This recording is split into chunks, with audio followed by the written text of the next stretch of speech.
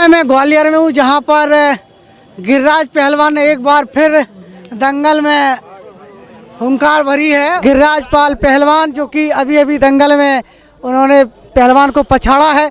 अधिकांश कुश्ती वो जीतते हैं। आज फिर उन्होंने ग्वालियर के अखाड़े में दर्शकों का दिल जीता है गिरिराज पाल पहलवान, जहां पर उनको लोग उनका सम्मान कर रहे हैं। गिरिराज पहलवान, आपकी जनता में स्वागत है। बहुत बहुत आपका बहुत बहुत धन्यवाद करना चाहूँगा आपके अपने बड़े भाई राजा भैया पाल जी को, और आपका जो न्यूज़ चैनल है, आपकी जनता न्यूज़ पूरे हिंदुस्तान की सच्चाई दिखाने का काम करता है। आप हमारे दंगल में आए, आपका बहुत बहुत शुक्रिया, धन्यवाद।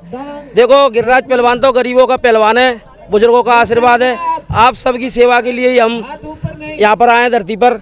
हमारा उद्देश्य पहलवानी जरूर कर रहे हैं, लेकिन पहलवानी को बढ़ावा देना है, क्योंकि पहले ज़माने में पूरे हिंदुस्तान में मिट्टी के पहलवान हुआ करते थे। पहलवान अगर अपने बच्चों को पहलवानी नहीं कराएगा, अपने भानेज को, अपने चेलों को तैयार नहीं करेगा, तो मिट्टी की कुश्ती इंडिया में से विलुप्त हो जाएगी। ग्वालियर चंबल संभाग केसरी में ये दंगल हो रहा है, आप देख रहे हो, 2 दिवसीय दंगल। यहाँ करीबन 200 पहलवानों ने भाग लिया और हर वजन में हमने यहाँ पर इनाम रखी गई है। उसके अलावा बुजुर्गों का सम्मान है। पूरा ग्वालियर मुरार व्यापार मंडल की तरफ से दंगल किया गया। माननीय हमारे अशोक बल्लावाले जी, उन्होंने हमारी मदद की। महेंद्र यादव जी और राधे पंडित जी ग्राम क्षेत्री से कई ऐसे दानदाता हमारे बीच में रहे, जिनकी वजह से दंगल आगे बढ़ा।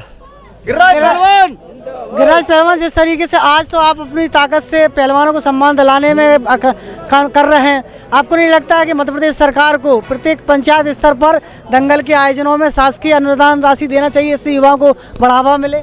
मध्य प्रदेश सरकार में जो हमारे खेल मंत्री है, उनसे मैं निवेदन करना चाहूँगा, हर एक ग्राम पंचायत में मिट्टी का अखाड़ा होना चाहिए, और ग्वालियर जैसे जिलों के अंदर मैट की व्यवस्थाएं भी होना चाहिए, जिससे कि लोग पहलवानी को समझें। और एक पहलवान एक घर से तैयार होगा तो पूरे हिंदुस्तान को हम नशा मुक्त बना सकते हैं। आजकल के जो युवा साथी स्मोकिंग और ड्रिंक की तरफ जा रहे हैं, तो भैया अपने बच्चों को पहलवानी कराएं, दूध घी खवाएं। और भारत कृषि प्रधान देश है, पहलवानों का देश है। गामा जैसे पहलवान हमारे यहाँ से निकले जो विश्व विजेता हुए।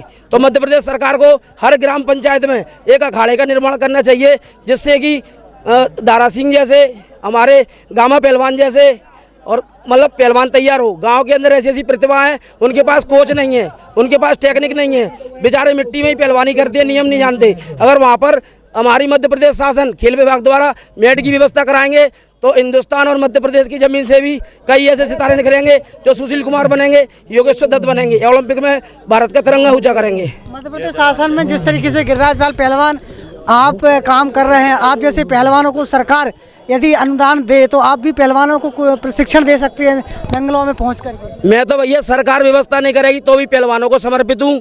मेरा उद्देश्य है हिंदुस्तान के अंदर मिट्टी की पहलवानी को जीवित करना। यहाँ पर हमारा 3 साल से दंगल हो रहा है। पहले छोटे स्तर पे किया था, अब हमारे साथ कई करण जैसे दानी खड़े हैं, कई लीडर हैं हमारे, महेंद्र यादव जी, अशोक बल्लावाले हैं, कई मेरे ऐसे मित्र मंडल हैं जो हमारा सहयोग कर रहे हैं, मनोबल बढ़ा रहे हैं। तो आप देखना, हिंदुस्तान में ये रामलीला मैदान मुरार का दंगल एक दिन अपनी छाप छोड़ देगा, काम करेगा। आज चंबल ग्वालियर संभाग केसरी कराया है, तो बजरंग बली के आशीर्वाद से, अपने व्यापारी भाइयों के आशीर्वाद से मध्य प्रदेश केसरी का दंगल भी होगा, और हिंद केसरी का दंगल भी आपको देखने को मिलेगा।